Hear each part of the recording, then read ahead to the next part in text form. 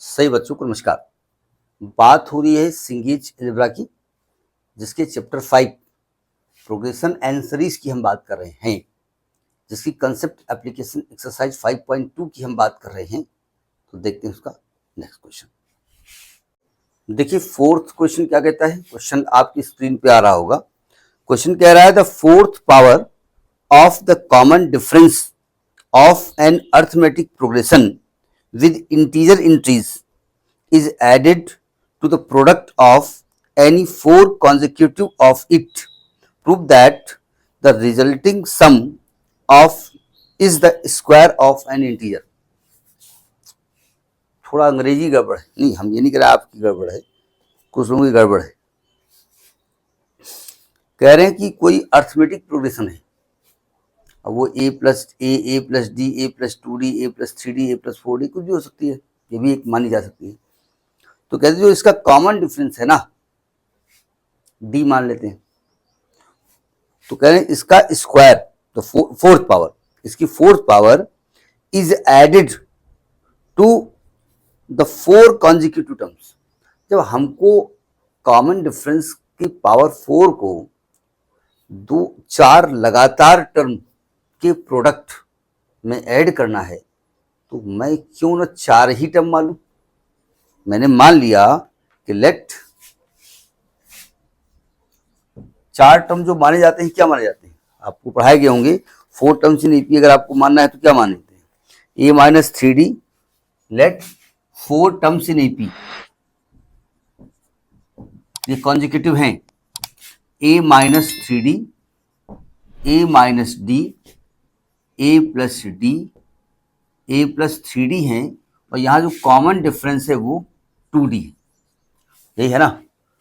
अब आपका क्वेश्चन, अच्छा ये कह रहे हैं ये एंट्री जो ये एंट्रीज हैं, जो नंबर्स हैं वो इंटीजर है, ठीक है, उसे उनको मतलब यहाँ पर नहीं है।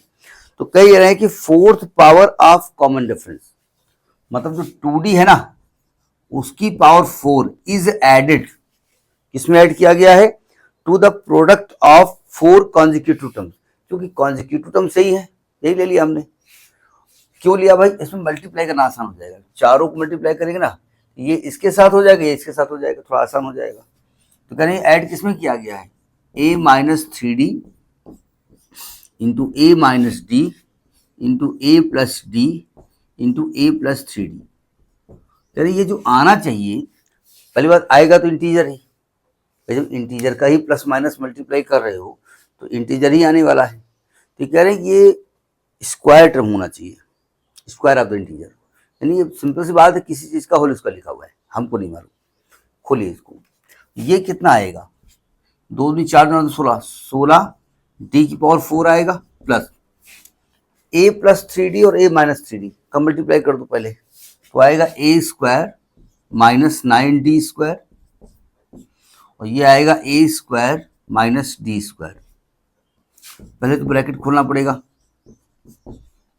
इसको अंदर ले जाओ, a to power 4 minus a square D square minus 9 a square D square minus minus plus 9 नहीं d टू पावर 4, ये हमने लिख दिया, समझ में बात आ गई। अभी हमको ये नहीं मालूम होल स्क्वायर कहाँ आएगा, हमको क्या मालूम। खोल दीजिए 60, देखो जब खोलोगे ब्रैकेट तो ये चूंकि बाहर प्लस लगा है तो साइन में कोई फर्क तो पड़ने वाला है नहीं।